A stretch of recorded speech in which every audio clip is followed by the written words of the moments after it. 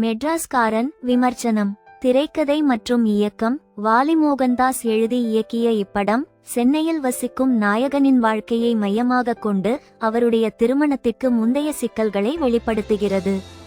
Action காட்சிகள் மற்றும் சில நடிகர்களின் நடிப்பு பாராட்டப்பட்டாலும் திரைக்கதை சில இடங்களில் மெதுவாக நகர்வதாக கூறப்படுகிறது. நடிப்பு ஷேன் நிகம் தனது முதல் தமிழ் படத்தில் நாயகனாக உற்சாகமாக அறிமுகமாகி நன்றாக செயல்பட்டுள்ளார்.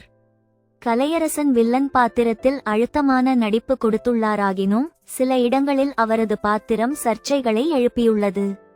தொழில்நுட்பம் மற்றும் இசை பின்னணி இசை மற்றும் பாடல்கள் சிறப்பாக இருப்பதாக பாராட்டப்பட்டுள்ளது. ஆனால் தொழில்நுட்ப பணிகள் மற்றும் சில எமோஷனல் காட்சிகள் எதிர்பார்த்த அளவிற்கு முழுமையாக இல்லை என்று விமர்சனங்கள் தெரிவிக்கின்றன.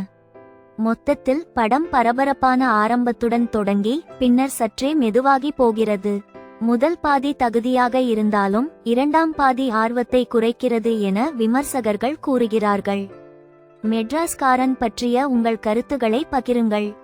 இதுபோன்ற சினிமா அப்டேட்டிற்காக எங்களின் சினிமா முனிமா பக்கங்களை சப்ஸ்கிரைப் மற்றும் ஃபாலோ செய்யவும்.